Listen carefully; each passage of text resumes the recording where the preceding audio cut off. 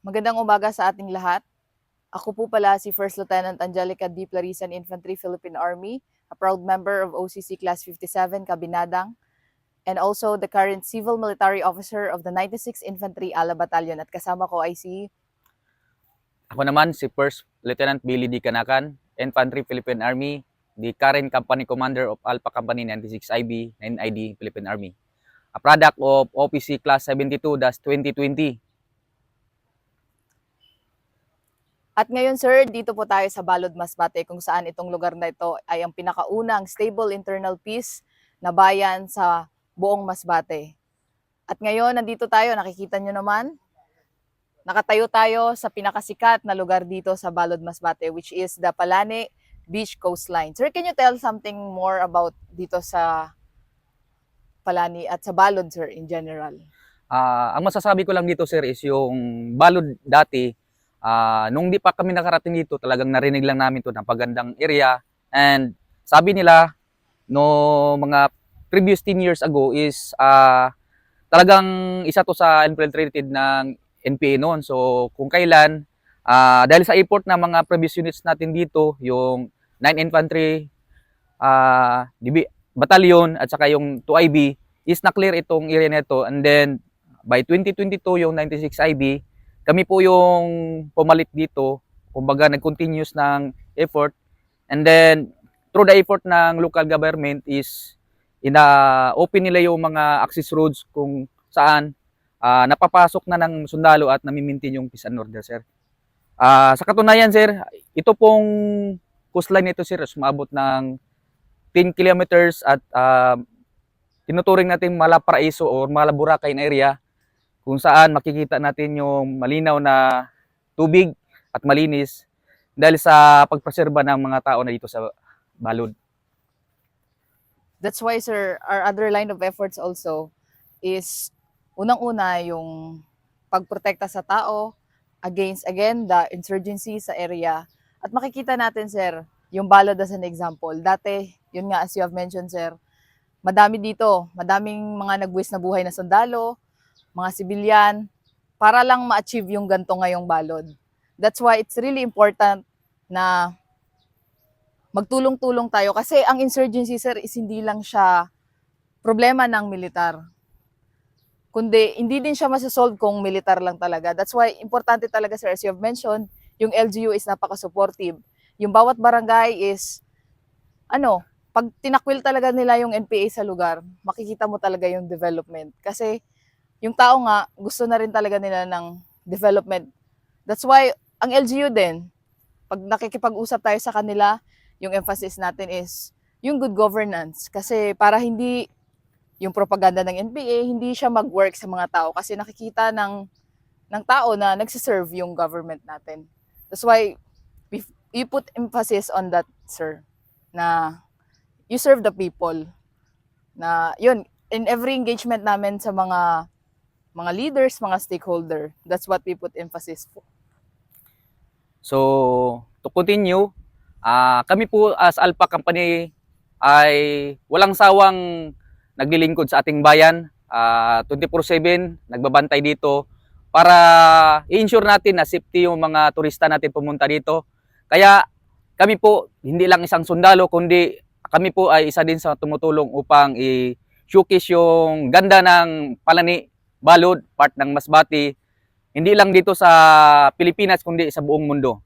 So sa hindi pa nakapunta dito, i-try nyo mag-visit dito upang maranasan nyo yung Boracay na area. Bago natin nakamit yung kapayapaan dito sa Balod, sir, nung una talaga, sir, isa ito sa tinatawag nating konsolidado na area. Maraming mga barangays ito na talagang controlled ng mga NPA noon. So, I give credit sa NTF-ELCAC natin, yung EO70, kung saan naranasan ng lugar at naramdaman ng taong bayan na yung transformation kasi maraming nag-surrender noon, sir, at later on is nagiging kapgo na sila ngayon, sir, yung mga FRs natin sa victory, kung saan ito yung effort ng ECB natin ngayon, sir, na i-register yung mga POs nila, sir. Yes, sir. Actually, sir, ano yun, sir? Pasalamat din yun sa mga dating unit na napunta dito, especially 2IB. During the handover, sir, yun nga yung mga FR natin. Kasi nga, yung isang barangay, puro milisyang bayan, puro supporter. So ngayon ang ginawa, nagpakandak tayo ng mas surrender, and then lahat ng mga former rebels na yon ay inorganize bilang maging people's organization. At sa ngayon, hanggang ngayon naman, active yung people's organization at nakakatanggap ng mga suporta sa gobyerno. That's why, yun yung pinagtutulungan natin with the LGU na talagang matulungan sila kahit sa maliliit na paraan lang.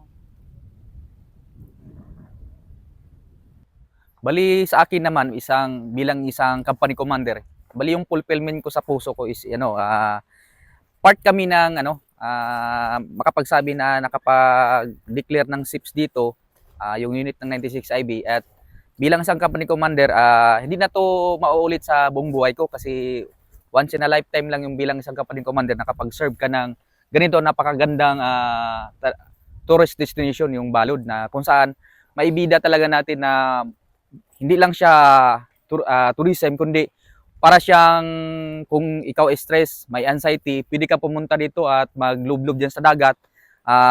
Talagang tanggalin niya yung anong mga guni-guni mo sa isip. So, yun lang yung pinaka ko masabi. Sa akin naman, sir, as civil military officer, of course, this is fulfilling, sir, kasi makita natin na hindi lang kasi siya effort talaga ng sundalo, sir, kasi makita natin yung effort ng LGU, ng leaders, ng mga barangay captains. So, it's fulfilling, sir, to see na talagang nakikipag-cooperate sila. Kasi again, insurgency kasi, sir, hindi natin siya matatapos kung ano lang, sir. Yun nga, kung sir, patayin natin lahat ng NPA. Pero kung makukuha natin, sir, yung loob ng bawat mamamayan dito sa Balod na hindi na talaga mag-support sa NPA, wala na silang marirecruit at wala na silang malilinlang. Ngayon, it's fulfilling yet a challenge, sir, as a civil military officer. Kasi ang gusto namin dito sa Masbate is sana yung buong probinsya ng Masbate ay magkaroon na ng stable internal peace para talaga yung development is matuloy-tuloy na. Kaya yung ginagawa namin is bottom-up approach, one municipality at a time. That's why we endeavor, sir, or yung ginagawa namin ng paraan talaga na talagang yung ibang bayan pa sa Masbate ay ma-declare as stable internal peace na, sir. Ma'am. So ngayon, sir, yung pakiramdam, sir, na makapag-serve at lalo na dito sa Masbate, sir, is nakakatuwa, sir, kasi makikita mo din yung pangangailangan ng mga tao. At ang sundalo naman, sir, hindi naman talaga tayo yung main effort na nag-ano. Pero we bridge the gap between the government and yung mga liblib na lugar. So natutulungan, alam mo yun, sir, yung somehow, natutulungan natin sila kasi tayo yung nagbi-bridge again ng gap between the government and the people na nasa mga malayong liblib. So siya, sir, fulfilling siya kasi alam mo yun, makakatulong ka sa kapwa mo Pilipino. Again, sa lahat ng mga kabataan pa, the youth and the future of our nation, of course, napakasaya na mag-serve bilang sundalo. And sana sa inyo din. Para sa mga kabataan na nagnanais na pumasok sa Philippine Army, kung nakita nyo yung height ko, mas matangkad pa sa akin yung babae. So, bilang isang matitikas na lalaki, gamitin natin yung lakas natin sa paglilingkod sa bayan upang kayo naman, next time, mag-serve o mag-preserve ng natin, yung tourism. Hindi lang dito sa Masbate, kundi sa buong mundo. Pwede rin sa Mindanao, makakarating kayo doon. Libre dito ang magiging yung parang tinatawag na libre lang mag-travel sa Philippine Army, at marami kang makikita na mga culture, ma-observe na iba-ibang tao sa bayan natin, at napaka-fulfilling siya kasi yung isa kami sa makapagsabi na talagang galing pa kami sa ibang lupalop at pumunta lang dito upang mag-serve sa bayan natin. Kaya halina't pumasok sa Philippine Army. At para naman sa mga kabataan dyan na interested na mag-join sa Philippine Army, kita nyo naman bilang babae, hindi hadlang yon. That's why, kung gusto nyo mag-serve at nararamdaman nyo meron kayong calling, libre lang yung pag-join dito. Kailangan lang ng lakas ng loob at lakas ng katawan. So, kayang-kaya nyo yan, and sana makita ko kayo dito sa Philippine Army.